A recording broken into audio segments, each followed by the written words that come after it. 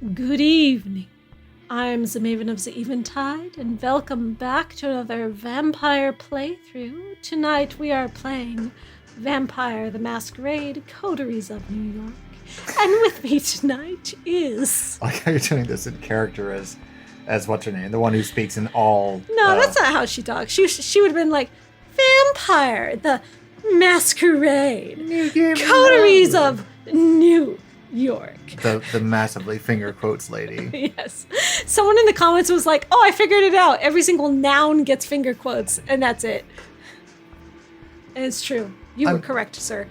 Or madam. General. Hi, I'm Paul. Paul is with me tonight, as always, because I cannot do this alone. Literally, I'm the only one who knows how to work OBS. It's true. Load. Gwen True the Ventru, Night 12. We must be getting close to the end of the game now. What do you think? I don't know. I don't think we've moved at all towards any kind of resolution of anything. Hey, we've been slowly establishing our friendships with our new buddies. And that's the point, right? Coteries is just but I figured this is basically called Friendships of Manhattan. Like, this is just a friend-making game. So it's just a vampire dating sim. No, not dating. Friend-making. Okay, so it's... Oh, got Vampire it. Friendships game. I just feel like this is all just... I mean, I like the story and all, but I feel like it's all kind of just faffing around until we get to the actual story. All right, so we did Tamika recently, so we're thinking of going to our Nosferatu friend next, see what's going on with him. Did we talk to the stalker crazy No. person? However, I have been told by the comments that her resolution is very disappointing, so we should save her for last, if anything, because it's not worth it. Okay. And we should definitely focus on our two coterie DDs. DDs. Got it. And these two we've never even touched, and this one is still like, maybe question mark side quest? We'll see. This being the Nosferatu Porter. But these are our coterie prospects, and we were just with Tamiko, so now we're going to go back to D'Angelo. D'Angelo. Dead and Blues. It's been some time since your last visit to Red Hook. You should probably get back to D'Angelo and see if he's managed to figure out how to handle Santa. I read it as Santa for some reason. It's like, this is a Christmas story. I read it as Sansa, and I thought it was a Game of Thrones story. Oh, how we are droll. As you make your way up the stairs, you notice that D'Angelo's office is surprisingly quiet. You were half expecting something akin to a scene from The Exorcist, with Sana belching out curses and your companions sprinkling her with, well, whatever it is vampires use for holy water. I believe refresh my memory, who's Sana? She's the killer that we've been hunting, that we finally caught. But turns out she's like crazy and maybe under someone's influence, so we don't really want to turn her in because we don't think it's really her fault. So we're trying to figure out the greater influence here. Okie doke. What you witness instead, as you open the door, is the picture of Serenity. The girl, although still curled up in the corner, is sitting calmly with her eyes fixed on the pages of some pulpy detective novel, because of course that's all he reads. Mm-hmm. That's all he has in the house. She doesn't even register your presence. Sitting behind his desk, D'Angelo seems to be looking over some files, puffing on his usual brand of cigar. Seeing no trace of Larson, you assume he must have gone back to his family, because he has one of those. Noticing your presence, the vampire detective leans back in his chair and gives you a tired look. Hey there, kid. Glad you can make it. Any luck with Sana? You managed to get anything out of her? Same old, mumble, ominous non sequitur. But I do know one thing. She may not be all there. You don't say! He pats himself on the forehead in an utterly unnecessary attempt to illustrate the point. But she's not all gone, either. I still think there's hope for this girl. Anyway, I've been going over the case files, mulling over our options. Surprise, surprise, they all suck donkey dick. No matter how we go about this, someone gets fucked over. Her, Larson, us. She is a serial killer. I feel like that's not getting fucked over so much as just the consequence of her actions. Wait, did you just say case files? We have those? Hey, say what you will about me, but I take my work seriously. And as my faithful assistant, you should too. So here's what we can do. 1. We grab Sana, take her to Elysium, and make our case to Prince Panhard. What is our case? I'm like, not have sure. we established our case? No. I don't think we have, like, what do we think is going on with her? Do we think someone else is controlling her and put her up to this? Do we have a suspicion who that is? Like, I feel like there was a piece of the puzzle missing here along the way. Maybe he's just like 4 steps ahead of us playing like 6D chess, you know? Is he, though? No. 2. We get Valerie to back off by feeding her the dirt I got on Larson. 3. We try to get Sana out of the city. Come on, kid. I can hear them thoughts bouncing around in your head from here. Out with it. I don't get why we're protecting Sana. Like, I guess I feel bad that she was someone's unfortunate pawn, but how does that make her more, like, sympathetic than Larson, who we're about to throw under the bus for no good reason? At least Larson's not this serial killer that's destroying the masquerade. That's true. Why would we throw him under the bus but protect... I don't... It's our own interest. It's cutthroat out there. Yeah, I'm curious about this. What kind of dirt do you have on Larson anyway? Must be some serious shit. Oh, it is. A few years back, the Second Inquisition led a coordinated assault on New York Kindred. Operation Lights Out, they called it. That's been referenced before. Has it? Yeah, I remember them talking about that earlier in the game. But it was a big vampires deal. like Lights Out, so this sounds like, Operation, rainbows to us. Nasty fucking business, that was. A lot of good vampires died. Some of them I knew personally. Larson was one of the Inquisition's first targets, but when they got to him, they managed to convince them to spare his life. In exchange, he fed them info on a fellow Camarilla member, one Nicky the Chop. Suffice it to say, Nicky didn't make it through the night. I'm about to change the subject, apparently. I had questions about that. Like, was Nicky an asshole? Did Nicky deserve it? Assuming we can get her out of the city, what makes you think she won't kill again? Hey, I ain't gonna just let her loose in another state and forget about it. But maybe New Jersey deserves it? Ouch. Just saying. New Jersey Coteries is gonna have a much more interesting game. I got some people up north. People I can trust. They might be able to help her, at the very least keep her safe and make sure she doesn't do anything stupid. Why does she need help? Why is she sympathetic? Why do we feel bad for her? I don't remember. Why don't we feel bad for Larson? I don't get what the difference is between her We should go back and watch Larson. her own videos so we can catch No, up with the story. I'm very good at remembering things. And whatever was established was not enough to justify this. This is very frustrating. Okay, time's a wasting. What do you think we should do? Wait, you're letting me make the call? Look, kid, I've been at it all day. Mulling it over, and all I got from my trouble was a splitting headache. I just don't know anymore. Vampires can get headaches? Maybe just a, metaphorical headache. Okay. All I'm asking for is your honest opinion. Just pick one and make a case. Convince me it's the right thing to do, or at least wrong. At least.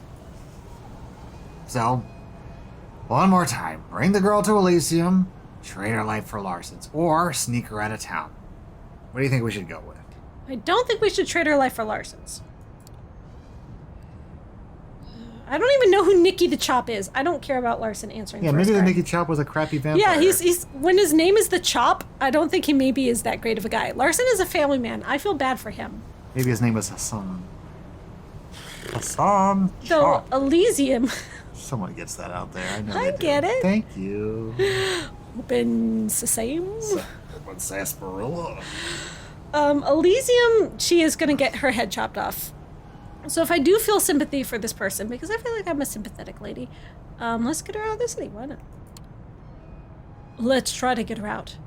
Maybe we can put her on a train without anyone noticing. Maybe we can get her some help.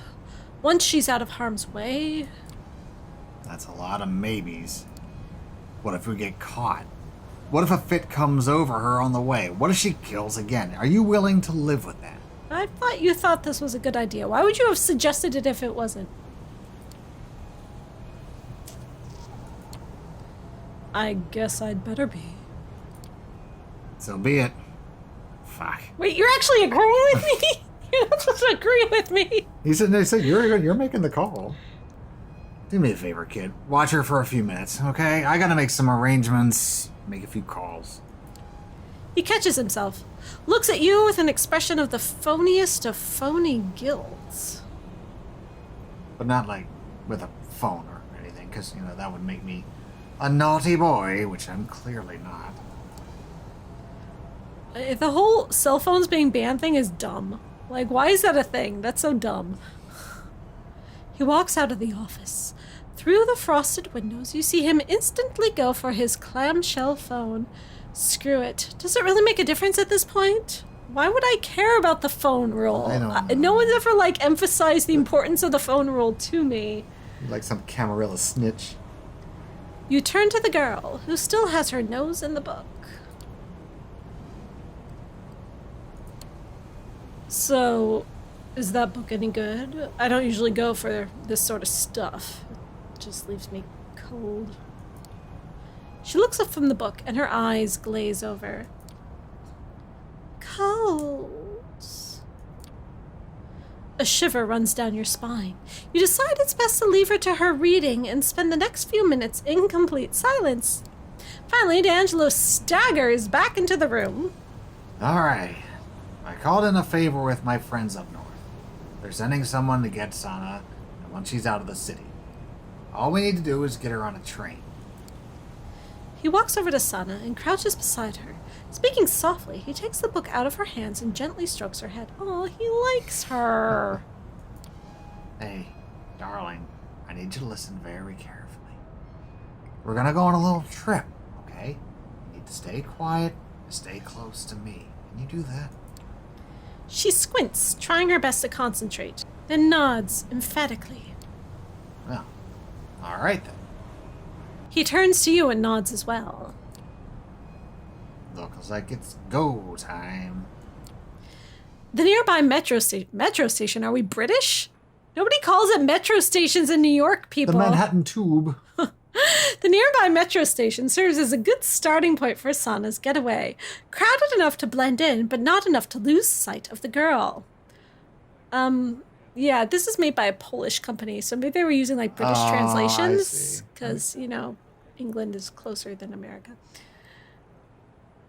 Wow, that train comes really fast. Trains do not come that quickly at this time of night. You're going to be waiting half an hour. Must be express track.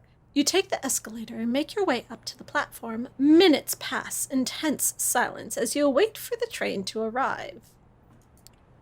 Finally... Okay, they also do not come that frequently. That's what I'm saying. They don't come that fast. Finally, the still behemoth worms its way into the station. D'Angelo turns to Sana, grabbing her by the shoulders to get her attention.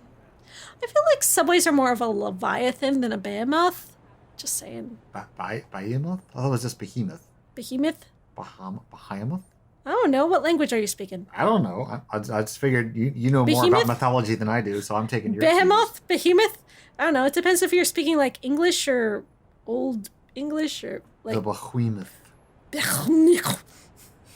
That was from Reservoir Dogs. Big Daddy Don Bodine's truck. Anyway, behemoth. Between a behemoth and a leviathan, I feel like subways are more leviathan-y. Just saying. Sure. I 100% agree. All right, Sana, listen to me very carefully. This train will get you out of the city.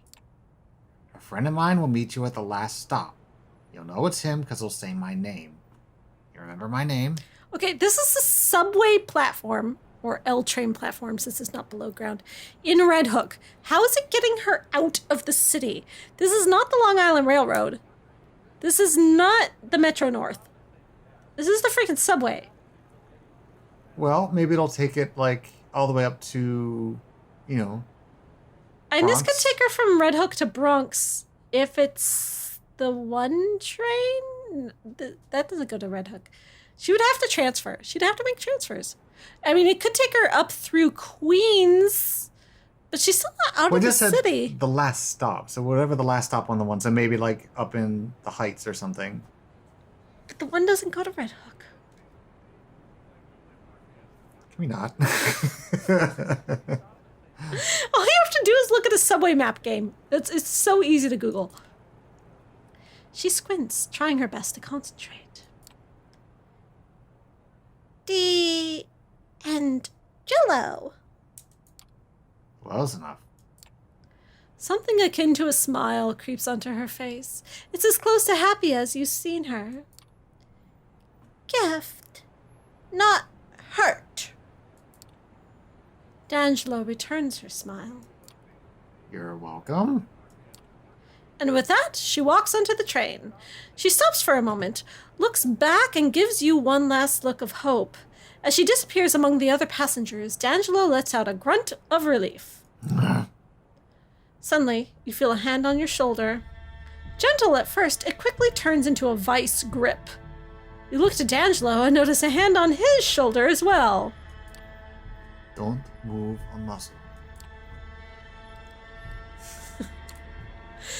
Opting to play it cool for now, you stay perfectly still. As your muscles relax, so does the grip on your shoulder. There we go.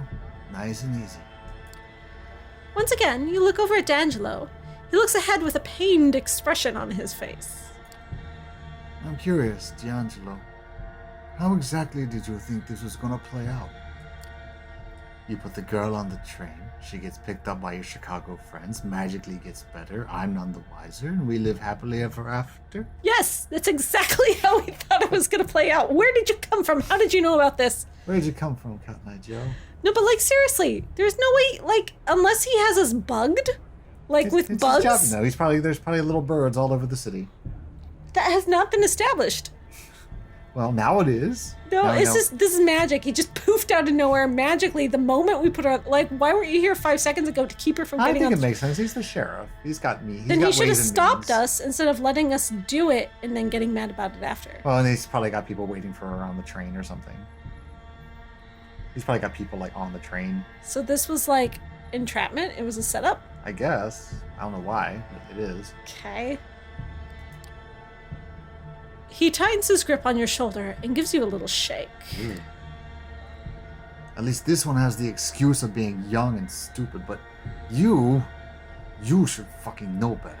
I mean, if there's some vampire rules here that I missed, that I violated, maybe he should have told me. Maybe he should know better. Maybe he should have taught me this I thing. thought we were cool with Kadir. I know, right? I thought we were like kind of Now we're young semi-flirting. and stupid. Wah. It's I think we lost face with Kadir. maybe we can suck it back up. If you had brought her to me, this would have been over quickly, painlessly. As it stands now, I can't guarantee it. Like painlessly chopping off her head. I think that's still painful. It's not painless. Well, I think they're talking about for us, because we're in trouble. We aren't the only ones who matter, though. As the wheels of the train start rolling, you notice a familiar silhouette in one of the train windows. Oh no, Valerie's in there and she's gonna chop her head off. Not in the train. In the train, she's gonna do it. See?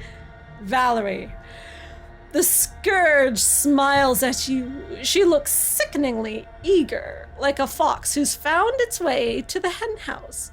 She blows you a kiss as the train rolls its way out of the station. Well, now then, what am I supposed to do with you?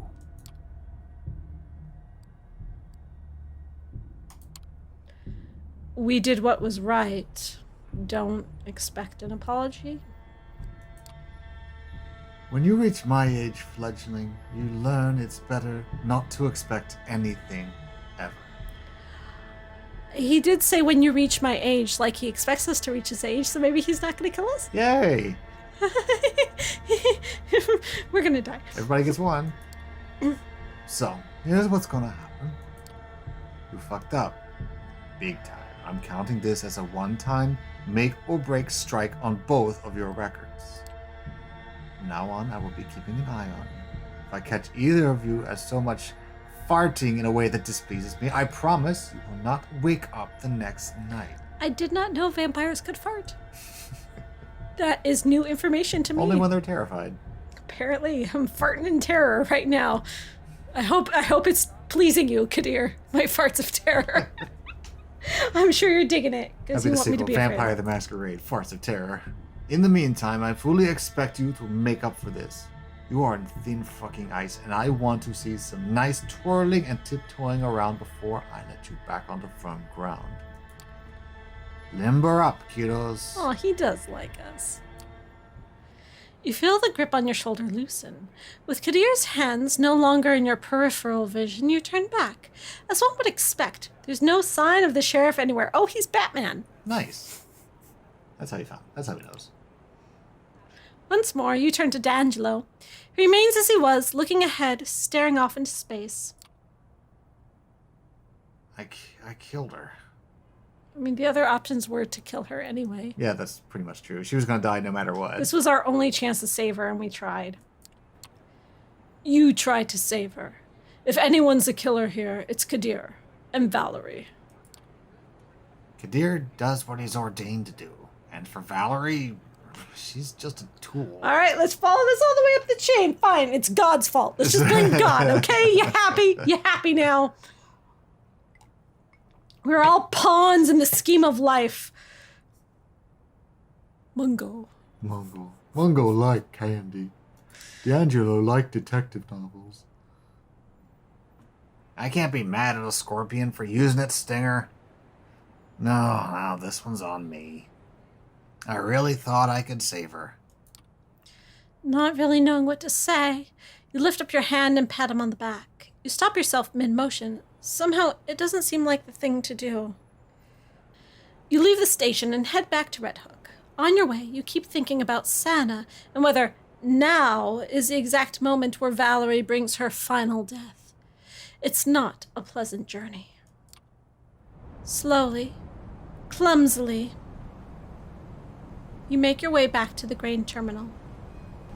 No words are spoken, no bad jokes made, no monologues muttered, and no smiles exchanged. There's only silence and vacant stares. As you head up the stairs to D'Angelo's office, you can feel the tension rising. You can tell the moldy sleuth has reached a breaking point. He walks into his office and leans against the cluttered desk. You figure now is as good a time as any to break the silence.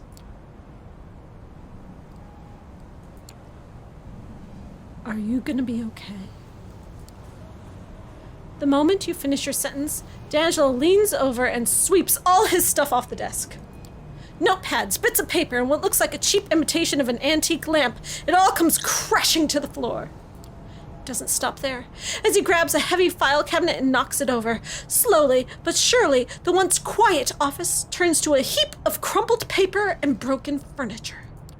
The tantrum lasts for mere seconds, but as you stand there, watching, it feels like forever. Finally, D'Angelo stops and looks up at the ceiling. It's hard to tell if he's had enough or simply run out of stuff to throw around. As he stands there, slowly regaining composure, one of the objects scattered on the floor catches your eye.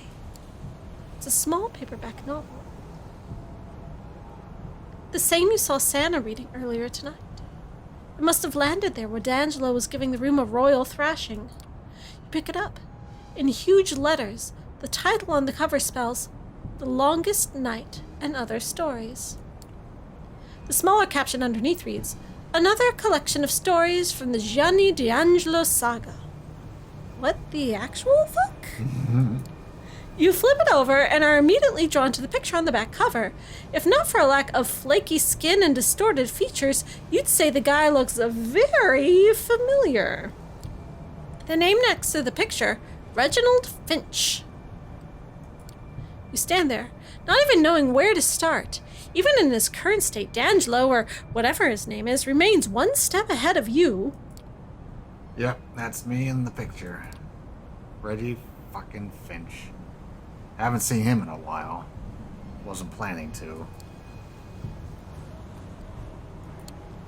You named yourself after one of your characters.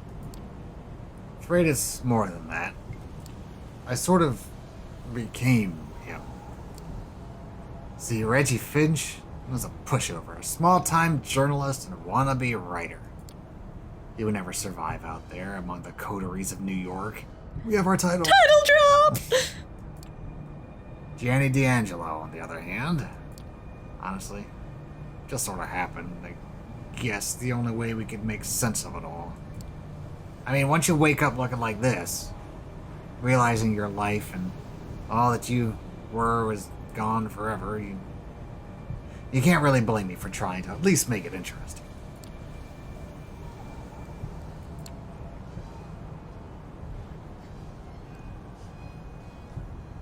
I guess, to some extent, we all put on an act in front of others. We make up characters, idealized versions of ourselves. It gives us something to live up to. I mean, don't get me wrong, it's still weird, but it's not that weird. D'Angelo. For a moment, he seems to be mulling over what you just told him. Finally, he picks up the ashtray off the floor. Rummaging through the ashes, he finds a mangled, half-finished cigar. He sticks it in his mouth and lights up, the lighter's flame reflecting in his shades. He smiles at you, ever so slightly. Thanks, kid. Tell you what, how about you take the rest of the night off? I need some time to get my shit in order. Starting with this office. Some dumb assholes made them mess of it. You smile and nod. He nods back. I'll be seeing you. Here's looking at you, kid. It's an awful tagline. And so, you leave him to his thoughts. No way to be sure, but you have a feeling he's gonna be alright. Yikes. That was cute, though. That was so moving. That was such a, emotionally fulfilling story, I felt like. Like, we found out about him. We learned what his deal was, why he's always monologuing, because he was a washed-up writer, and he became his character because he went crazy when he became a vampire, because being a vampire is going to mess with your brain no matter what happens. I still think he's the least interesting character so far. Okay? Yeah. I didn't have a problem with him. He was okay. Let's go back and check on Tamika. Gal pal. Just gals being pals. Galsies being palsies. Wounded war song. Wow. It's like the one black character in this, how savage can we make her? Oh, gosh. It's been some time since what kindred historians will no doubt refer to as the Battle of Cloisters. Sometime, like a day. It's been a day. Still no word from Tamika. Maybe it's time you drop by and see how she's doing. Yes, let's see how she's doing. Even though she makes us fucking walk out all the way to Prospect Park. It's okay, I need the exercise. Immediately after you enter the park, you can tell that something is wrong. An odd silence hangs in the air, like the silence from a choking victim after the fight leaves them. It doesn't take you long to find Tamika. You see her in the distance, leaning against a tree. As you make your way toward her, she puts her finger to her lips. Only then do you notice the blood dripping from her side. You pick her up, letting her lean on you. She looks at you, her eyes wild with fear and rage. They're here. The Inquisition. They found us. Raoul, he drew them away. Saved my ass. He's still out there. We need to go. We need to help him.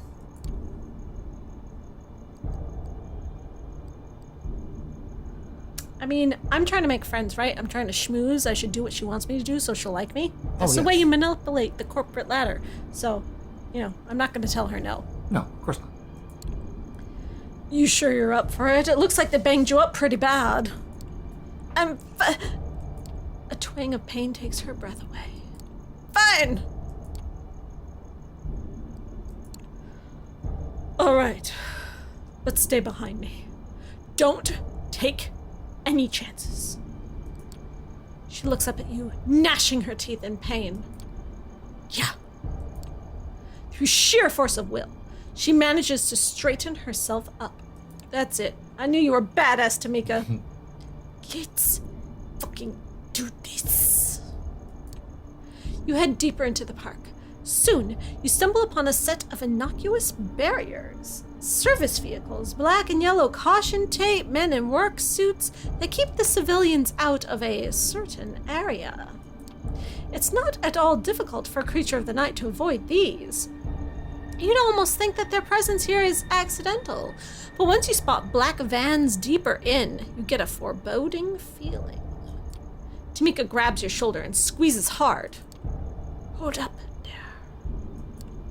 You have to squint to see it. 2 SI scouts have taken tactical positions between the trees.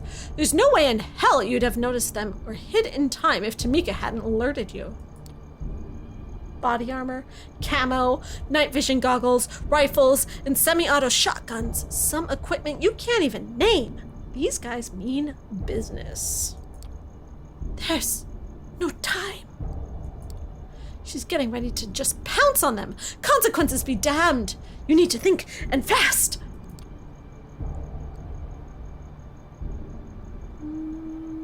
I'm gonna be sneaky. Yeah.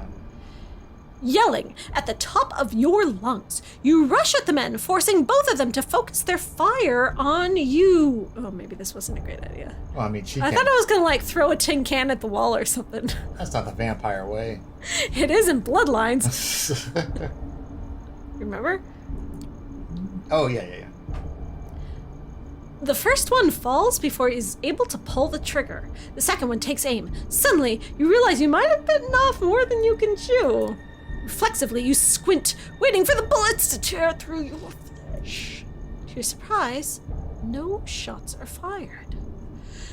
You open your eyes and see Tamika standing over your would-be assailant. She flicks her wrist, sprinkling the grass under her feet with the man's blood. Because she's got, like, claws, right? Don't steal my kills. All things considered, she seems to be doing all right. You keep on moving. Tamika gestures at the nearest patch of trees. Stick to the shadows. Take them one at a time. Sound advice.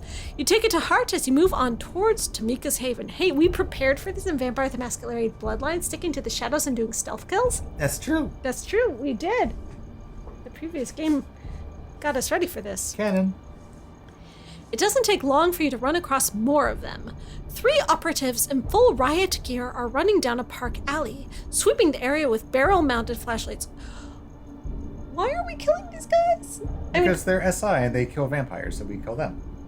But yet they captured the werewolf thingy. Well, they capture anything supernatural indiscriminately, so. And they have Tamika's brother. So they're just basic vampire hunters and we're killing them. Yeah. Okay. They're the bad guys. They're like the vampire Nazis. So they're like putties. Yes, but more heavily armed and tactical. Instead of just going around and flopping around. They're just like NPCs I can kill. Yes. Yeah, NPCs. Yes. They don't have like wives and children and like No. hopes and dreams. No. If they had hopes and dreams, they would have not joined the SI. So they're just like mindless douchebags. Whatever helps you sleep at night, yes. Gosh. Keeping very still and very quiet, wait for them to approach. Tamika watches you from the bushes nearby, clearly waiting to follow your lead. Well, she said don't steal her kills, so it's like... But how many are there? Like, if there's 4, then why can't both these options be an option? I mean, I would say let Tamika do the work. She seems to All want right. her vengeance, so... Careful not to overplay your hand, you grab the first hunter as he's walking past and pull him into the bushes. Oh, there's 3. It was a matter of, like, 2 versus 1. Ah, I see. I am fine with this decision. This is excellent. Quietly, taking your time, you put pressure on his neck. A grisly snap lets you know that the deed is done. Why didn't I bite his neck and drink his blood? That's what I want to know. Because you're a prude. Probably had nasty Oz blood. He's not my type. Yeah. Jumping right back into action, you see that Tamika has already taken care of one of the remaining 2. The other one, however, has already spotted her. It's not looking good. You run at him, full speed. Just as he's about to open fire, you slam the gun out of his hand. A quick follow-up turns him into a blood sprinkler. Okay? Did I, punch through his neck or something? Like, maybe do you have, claws? Do you... No, I'm not a gangrel. No? Okay. I'm just a Ventru. I'm just a girl. You give Tamika an impish smile. She actually looks impressed. Keep it up. No time to savor your victory. A savage yell rings out from across the tree line. You know that voice, Raoul. God, they actually used the word savage to describe a non-white character. Why? Why, game, why? They're Polish. Tamika throws herself toward where it came from. It's almost unbelievable how fast she moves, considering the state she's in. You're barely able to keep up. Mere seconds later, you find yourself under the cover of a rose bush, giving you a clear view of a nearby clearing. Off in the distance, you spot a group of gunmen converging.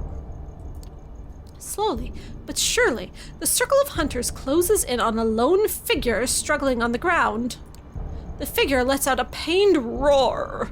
Looking closely, you realize it's Raoul, caught in the same steel net you saw used against the scarred one. He struggles frantically, trying to break free. With each passing second, step by step, the operatives close in around him. Driven by instinct, Tamika jerks forward to save her brother. She stops herself at the last moment, as if reminded of your presence. Okay, how do we do this? Nah, we gotta do it. How many people were there? It doesn't matter. I'm not gonna say no, and I'm not gonna let them take him away, because I'm sure that's not what this mission is about. Okay. We go in fast and fierce. No messing around. Take him out as quickly as you can. She nods in approval. Sounds good. You move in like a two-person SWAT team, staying low to the ground before you finally make your first move. The first two hunters meet their death. Unfortunately, it's enough for the others to notice your presence. So much for the element of surprise. As two men turn toward you with their fingers already on the trigger, another two approach you, stabbing at the air with their cattle prods. Do cattle prods do anything to vampires? Well, I'm sure they sting a bit. Do they? I don't know, yeah. I don't know, I'm a magical creature of the night. I mean, now that you got yourself in this situation, you either get away from the prod people and attack the gunmen. I feel like the gunmen have long-range weapons, so I should go for them first, because by going for them, I'm getting away from the short range. That's my thoughts, yes. Yeah, okay. Prioritize long-range attackers. You make quick work of them, slashing both of their throats before they can fire. Yes, and see, the cattle prods are all the way over there now, so, it's good. I made a good choice. Suddenly, they threw their cattle prods at you. They're both quarterbacks on the football team. Meanwhile, Tamika does her share as she swiftly avoids the cattle prods and moves in for the kill. 4 bodies hit the ground. 2 vampires are still standing. And I guess Raoul is on his knees? Yeah, well, he is laying down. You both turn toward the last remaining foe. Driven by sheer desperation, the sole surviving soldier stands over Raoul and aims a semi-automatic shotgun at his head. Tamika growls. You gesture at her to stand down. There's no room for mistakes here. A faint whisper escapes your lips. It makes its way to Tamika's ear. On my mark, be ready. Shaking hands, the gunman looks to you, then to Mika, as if warning you not to come any closer. It's mostly for show. He's fucked and he knows it. You bide your time, waiting for the right moment to signal to Mika. Finally, you see an opening. A split second of hesitation. It's cool that I can do this without any tactical training whatsoever. I was never even military. It's It's the moon. Yeah, it's the moon. Vampire instincts? Yes. How come I have more better than Tamika? It's because she's injured. Yeah, she's at a she's at a disadvantage. Otherwise, she would be the subservient one. You'd be the beta. But like I'm a Ventrue vampire. I don't get why my Ventrue vampire instincts are for battle tactics. Like I don't get why. I feel like there's a plot hole here. Is what I'm saying. Like a little plot hole.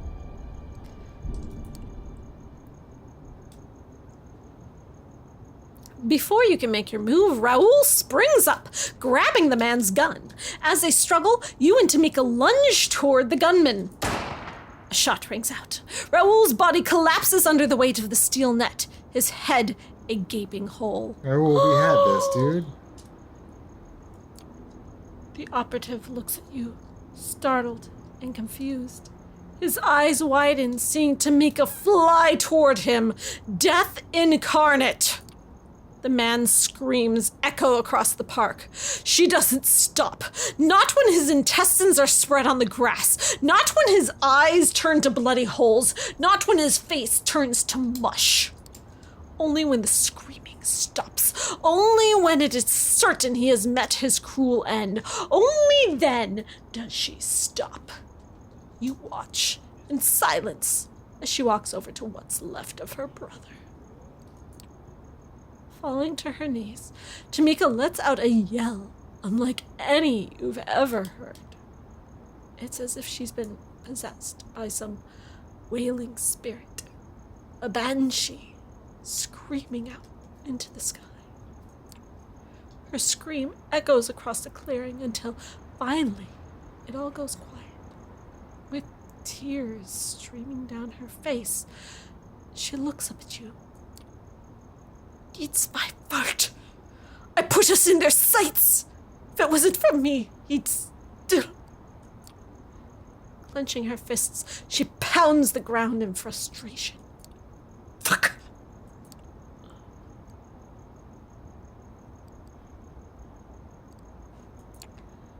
Come on. We need to get out of here. This isn't over yet. More will be coming. She gets up. A violent shiver runs through her entire body, as if she's literally trying to shrug off her despair. When she looks at you again, she seems far more clear-headed. Right. Let's get out of here. Hastily, yet carefully, you make your way out of the park. You don't stop until you reach a nearby alleyway. There, in the relative safety of the surrounding darkness, you take a moment to rest. Leaning against the wall, Tamika presses her hand onto her wound. Fighting off the pain, she looks up at you. Let's split up. Less attention. Hunters, spotters, under rooftops. I'm not going anywhere. We need to get you patched up. I know a guy. We'll be fine. Knowing when it's time to fold, you nod and head toward the far end of the alley.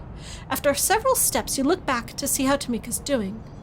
You smile, noting her absence. She is also Batman. Yep. Having managed past a couple blocks without incident, you thank your lucky stars and blend into the nightly New York crowd. Hopefully, Tamika's made it as well.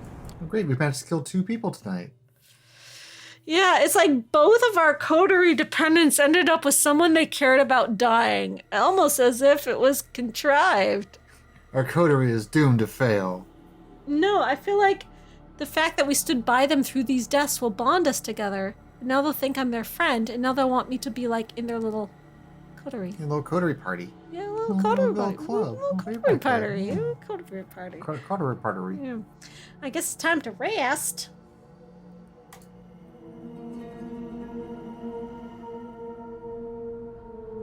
Sophie requests your presence tonight, and it seems urgent. You find her already waiting for you and clearly pondering something. It takes a few minutes of awkward silence before she speaks. Damn Toreadors with their, thoughtful pauses. I require your assistance, Gwen. There's a matter of great importance that I need to ask you to resolve for me. You'll find what I'm about to say surprising, I'm sure, but I need you to hear me out. I need you to contact an important anarch figure in NYC and arrange a meeting for us.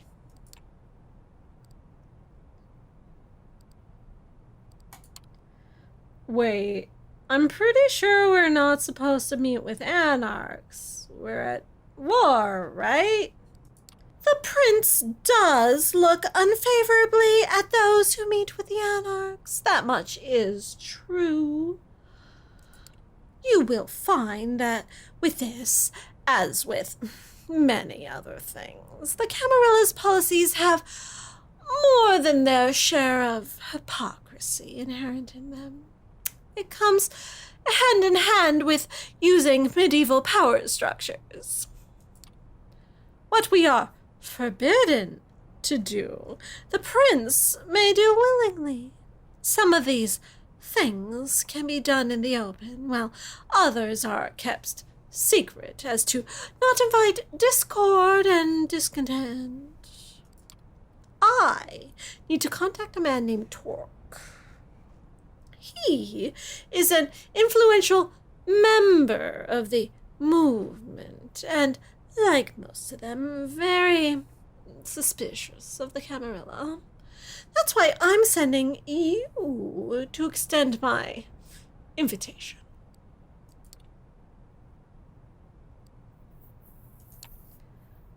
What are you scheming, Sophie? Say arrange the meeting. What's next?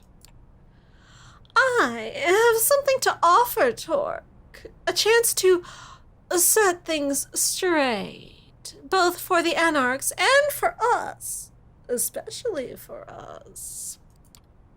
From my limited sources adjacent to the movement, I've gathered that your best chance to speak to Torque is to first meet with his right-hand woman, Nia. She's a regular at a club called the Leech Pit. I think it would be best if you presented yourself as an anarch hopeful, a fledgling looking for a place of belonging. Only after you talk to Torque directly should you mention my name and the meeting.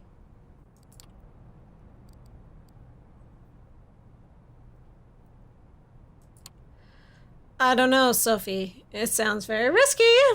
What if they've heard of me? What if I slip up and mention you by accident? I wouldn't do that, would I? I'm not that dumb. You've done it before. Not by accident. I made a choice. Oh, that's true.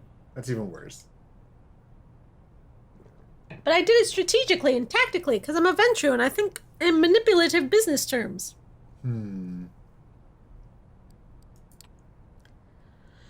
I leave the approach to your discretion. But know that you have to accomplish this on your own. I cannot involve myself, as there's just too much at stake. After tonight, I suggest that we do not speak of this again until you arrange the meeting. There are many who would jump at the chance to use this against us. This sounds pretty bad, Sophie. Like, why are we doing this? She's doing vampire-y things. I guess I'm on her side. Like, this is my life now.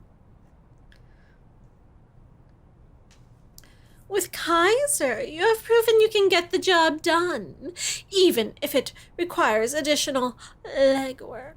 I trust you to deal with this task as quickly and covertly as possible. Forgive me, but that's all the time I can spare tonight. What I'm asking of you is just part of a bigger whole. Trust me, it will all be worth it. Better be worth it. I'm the one risking my neck for some kind of convoluted conspiracy. When I meet with Torque, you will be there, and much will be revealed. I think that when you hear our discussion, you will be glad you helped me set it up. check with Gregory for the address of the Leech Pit. Have Mia introduce you to Torque. When she does, tell him I wish to meet. Let him pick the time and place, but let it be soon. If he proves too guarded, tell him I have something that will help him gather allies against Boss Callahan. That should pique his interest. Good luck. And obviously, not a word of this to anyone else. Not even any new friends you might have made in recent nights. This stays between us. The way she says that final sentence suggests a not-so-veiled threat, but her warm smile belies that impression. You want her to keep trusting you. You wouldn't want to disappoint her. Gregory gives you the address. The club is in Brooklyn. Apparently it's some kind of heavy metal bar with a dedicated concert space. Time to pay this Mia a visit. Because of course all anarchs do is listen to heavy metal all the time. Yeah, according to Bloodlines, it's the same song over and over and over again. Like Lacuna Coil, right? Yeah. This heavy metal bar is like deserted over here and like jamming over here. The place is teeming with people tonight. Sorry, it's Jacques Cousteau. Oh. By this time, my lungs were gasping for air. You arrive in the middle of a concert. The music is loud, almost deafening, and it takes you a while to get used to it. This is not your scene at all, because I'm a snooty Ventrim. You can barely focus through the noise, but you grit your teeth and decide to bear it. The sooner you find Mia, the sooner you get out of this hole.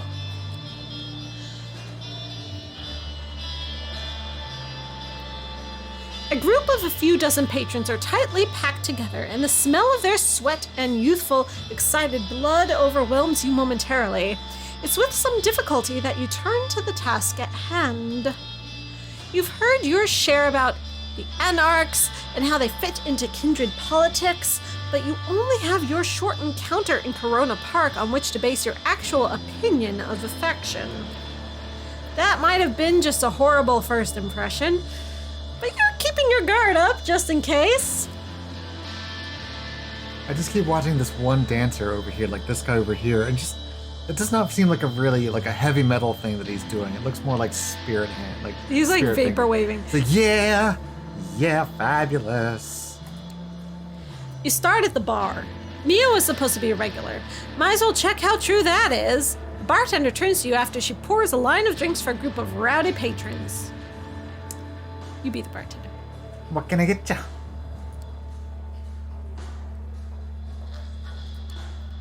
Hey, have you seen Mia tonight? Depends on who's asking. Oh, is she Irish? No, that was just a squeaky voice. She sounded Irish to me. Hi, Shashay. Welcome to the Heavy Metal Club. She gives you a sly smile. What do you want with her?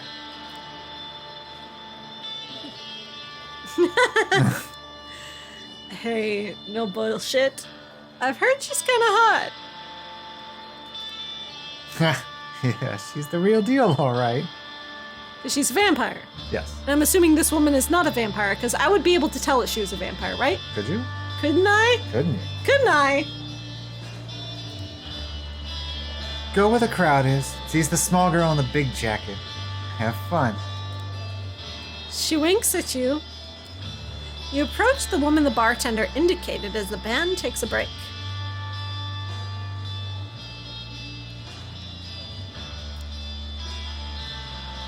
Heard this is a spot to meet hot chicks who hate the patriarchy. Anarchs, you could say. Seriously, this is the best line you came up with? She doesn't smile, but she doesn't hate you either. Follow me behind the bar. She leads you through the bar to a back door that leads to a side room. Indie metal band posters are plastered on every wall. Some of them are 20 or more years old, judging from the tour dates. Is that a Kiss poster up there on the wall? An indie metal band. Yeah. An old sticky table and some rickety chairs are the only pieces of furniture here. Sit down. She looks like a vampire. She's got the glowing eyes and like the fangs. The orange eyes, I guess, are the giveaway. But the fact that it doesn't say Mia makes me suspicious. It just says woman.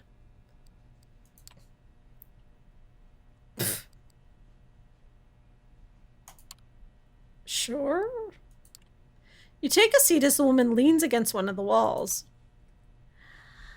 The name's Mia. I'm guessing your visit here isn't a happy coincidence.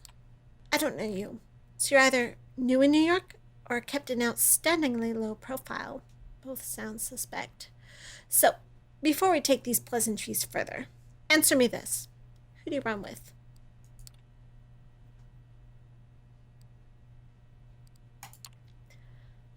Camarilla, I guess. But I'm looking to switch. Is that so? She looks you up and down. It's hard to read her. Okay, sure, I'll bite. Let's get one thing out of the way.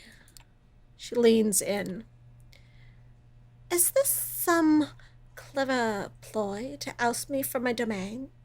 Or if you're just here to spy on me and the movement, I'll make sure that you don't enjoy undeath much longer. Got it? You can tell it's a purely rhetorical question. Right. Here's the pitch. The Camarilla likes to think they're the vanilla option. What with the prince bitch panhard pretending that they are always in charge. But New York has never been a fully cami city. They might have won the city in 99, but camps have had their asses handed to them many times over the years. And the movement has been here at least as long as they have. Hell, I moved to NYC before World War II, and that was a good while after I saw the Camarilla for what they are. A way to keep us all subservient and in line. The ivory tower will tell you they're the only safeguard for the traditions. And that's kind of the problem.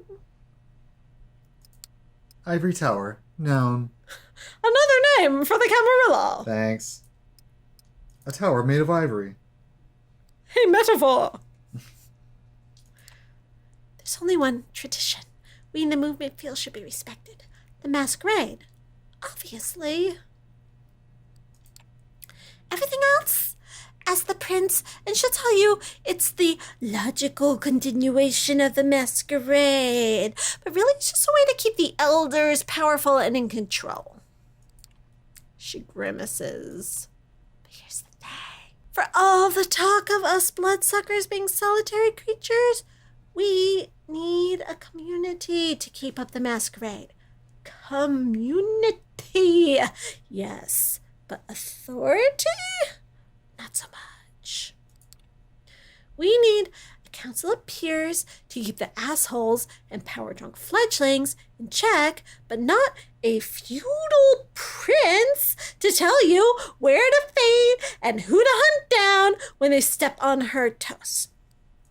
She takes a brief break from her indignant rant.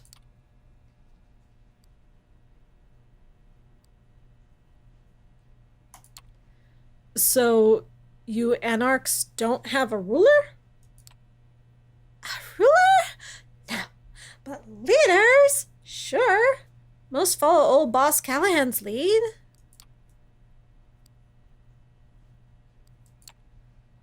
So, what you're saying is I should talk to Callahan? No. I'm saying you should talk to somebody else. If you're concerned about being well received in this city, you might need to go through Callahan. But if you're serious about the Anarch cause itself, he's not your guy. Is Callahan the guy I want to talk to? I think so. I forget already.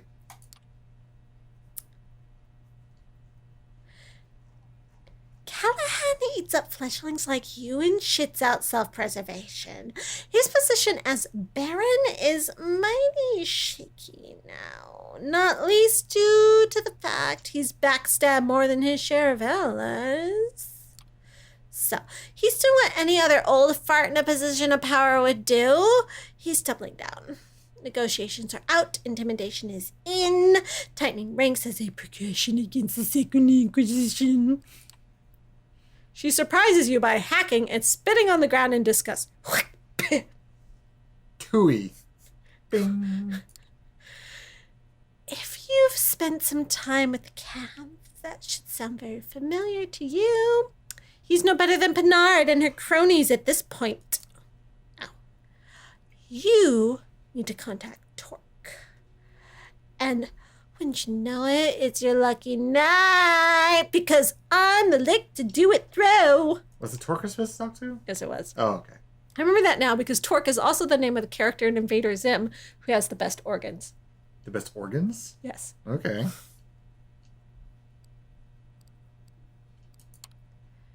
How is he different from Callahan? Motherfucker, you're really asking for it? Her anger flares up again. I thought I was flattering you. I mean, sheesh. I'll pretend that's just a naive question and not a half-assed jab. Yes, it was. Yes, totally naive. I'm an idiot. Torque is a leader. A local baron who's overseeing a small domain, but doing a very good job of it. Callahan knows this, so he's giving him shit. Torque is taking it like a champ. He's smart like that.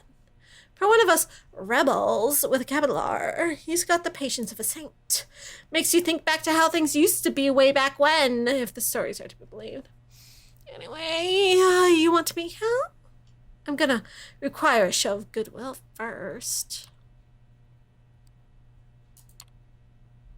That's fair. What do you have in mind? She flashes you a mischievous half smile. Are we gonna make out? Is this like a goodwill makeout session? No, I did not get that vibe.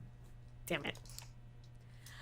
I appreciate your readiness, but I don't have the details just now. Ask for me at the bar when you're able. I'll leave something for you, and we'll take it from there. Now, come on. I gotta go. She walks out the bar, and you go your separate ways. Seems like there's nothing more to do than return here later and see if Mia really can help you contact Torque. Okay. Oh, it's not even on the map yet.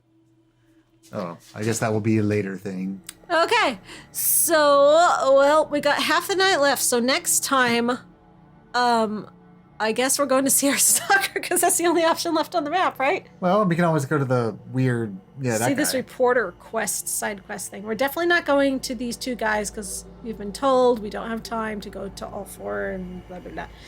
So, I'm thinking, next time we go to the stalker, and then I'm assuming after we do this side quest, more will appear. I think so. Yeah, like after we do like another quest or two, the bar will pop back up or something. Because you have told us in the comments that this stalker side quest is like lackluster and disappointing, if we should go to this reporter guy and like finally do this instead, let me know. Maybe you'll persuade me. Maybe that's what we'll do instead. All right. Or we could actually just go and meet the original two. We won't do their quest or anything, but at least we can see who they are. I feel like that would be a waste of time though. I at least want to see what's going on with my stalker. I'm with you. What's new vampire news this week? Oh, no, nothing much. Just something about some stupid. Okay, so last night I was informed about an article that came out several nights ago. It came out on May 21st, and what's today, May 26th. So I just found out about today, or 25th. Today's the 25th. About leaked details about the Anne Rice Vampire Chronicles TV series that Anne Rice and her son Christopher, as head screenwriter, have been working on for years. And they had a network, and they had a showrunner, Brian Fuller. It was going to be awesome. Then they lost him, and then they lost that network, and then the rights got by AMC Network, and they were going to do this definitive Anne Rice Vampire Chronicles / Mayfair, which is TV show that was going to encompass the entire canon from starting with Vampire Lestat and going through the whole rest of the canon with everything older than that being shown in flashbacks. It was going to be like epic. She wanted to be like Game of Thrones. She was so excited. Christopher was writing the screenplay. It was going to be exactly everything she ever wanted. So last night, I was made aware of this article with leaked details about what AMC is actually producing. And it is not that. What AMC is actually producing is a 8-part series. So like not a mini series, but not a real series, like a midi series called Interview with the Vampire, in which Interview with the Vampire, like the movie you've watched, like the book you read, happened. But the interviewer, whose name is Daniel, who was like 20 at the time, was on drugs when he did the interview. So when he published the interview, he published it wrong. So now he's grown up. Now he's like 60 because he's a boomer. And it's the year of COVID. And now COVID's over and he wants to go find this vampire he interviewed back in 1973. And he's going to re-interview the same vampire and get the story right this time. Only this time you find out that the vampire was not a white plantation owner. He was a black brothel owner. He wasn't around in 1791. He was around in 1908. He wasn't 24 years old. He was 33 years old. So now we're going to hear the real interview this time about this brothel owner in New Orleans in 1908, who's a black man, but with green eyes. Because, you know, it can't be just like a black man with brown eyes like most of them. He's got to have like those white genes. Of course he does. And, you know, I'm all for like more POC characters in TV series. Like, yes, you know, race bend everyone, fine, that's fine by me. But by making this character, Louis, who's this very sensitive soul, a brothel owner who's like hard and jaded, he's surrounded by sex workers all the time, is either they thought the show was going to be too gay, so they wanted to make him a pimp. And a black man being a pimp is already a whole stereotype thing that's like, ooh, problems. So they're going to have a lot of like hetero sex going on with all these sex workers that he's like in charge of because he's gay, or they're straight washing him. They didn't say anything in the announcement about who they're searching. These were casting notices, by the way. So they said, we're looking for a 33-year-old black man with green eyes to play Louis, who's like hardcore and jaded. We're looking for a 66-year-old boomer to play Daniel, who's like a Pulitzer Prize winning journalist. Very different from the series. My concerns are, like, okay, if this was an AU fanfic of Anne Rice, I'd be like, yeah, sure, that's an interesting idea. Let's see where this goes. But the fact that this is what AMC is producing, AMC owns the entire rights to everything Anne Rice's Vampire Chronicles. This is what they're producing means that we're getting this instead of that definitive canon-accurate series, which is disappointing. If we were getting this in addition to it, I'd be like, hey, cool, fun. It's like an AU fanfic, sure. However, my concerns are that, as far as I know, there are no black people on the showrunning team or on the creative team, and they are writing a story about a black man in old-timey New Orleans running a brothel who's going to ostensibly hook up with Lestat, who's this blonde-haired, blue-eyed white man who's going to dominate him and overpower him. And there's going to be a lot of racial dynamics going on there. And then they're going to adopt a little girl. If she's a little white girl, that's going to be problematic for some ways. If she's not white, if she's a person of color too in some way, it's going to be problematic in different ways. How are they handling other racial issues? Like, if you are telling a story about a black man in New Orleans in oldie times, that's the story you're telling. That's an important story to tell. And you better be handling it correctly with people who have that experience. And if this is a show made by white people, that's gonna, I see nothing good for this. I just see a bunch of like racial insensitivity, and that's what I'm worried about. It'll be a fun train wreck, I guess. But on the other hand, if we're gonna have like a random show on TV about a gay black vampire in oldie times being a vampire and gay, I would want that. Yes, I will also mourn what will inevitably be the loss of the definitive Anne Rice series that we have all been hoping for years since they first started talking about this. Those are my thoughts and feelings. After knowing about this for less than 24 hours, of course, it's going to be like a week before most of you hear this rant, and maybe we'll have more news by then. The question is this a hoax? This article was released by one news outlet, which is a very small news outlet, which claimed it was an exclusive. It's not been said anywhere else. Anne Rice has mentioned nothing of this on her Facebook page, on her fan page, on her Twitter, on her Vampire Chronicles page. Her son has mentioned nothing of it, even though he's a showrunner. So my guess is that someone on the creative team broke an NDA to leak this information to this one news outlet, which is not a very reputable news outlet, but it doesn't seem like the news outlet is lying or made it up.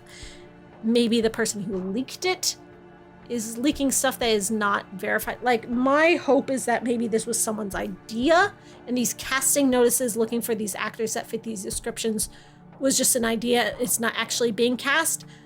But it feels very much like something Hollywood would do. Like, this is very much like, let's capitalize on American gods, and we'll just go that route. And, you know, Hollywood.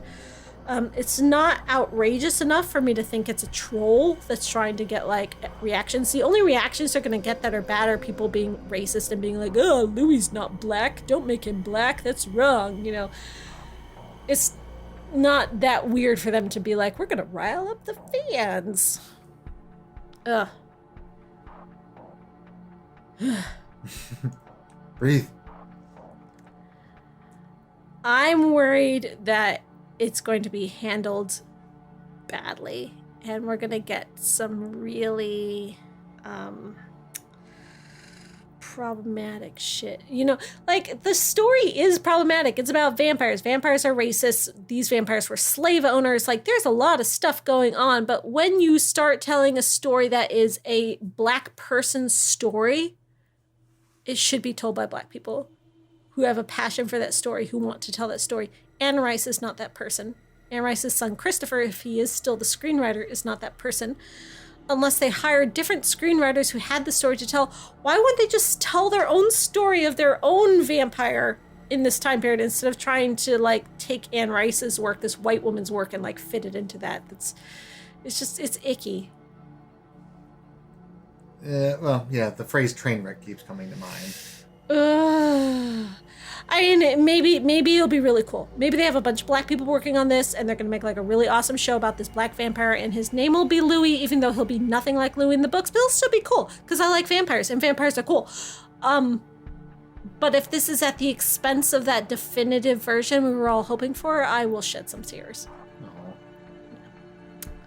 Anyway, those are my feelings. No. Hopefully there'll be some new news by the time this actually comes out. Yeah, so I tweeted at Anne Rice and I was like, is this for real? And she hasn't responded to me. And by she, I mean her team that runs her Twitter. And I also sent it to her Facebook page and sent her a DM on Facebook to her, like, personal page. And no one's responded. So my guess is that they are all locked under NDAs because they sold the rights to AMC and they're not allowed to say anything. So that's why they can't respond to me, a concerned fan's questions. And someone leaked their NDA, and that's how this is getting out. Yeah. Anyway. That's the story. If you have thoughts or feelings, please share. If you have thoughts or feelings about this Coteries episode that we just did, also please share. I feel like we're getting towards the end of the game, don't you think? I feel like we've reached the end of our mission with D'Angelo and Tamika.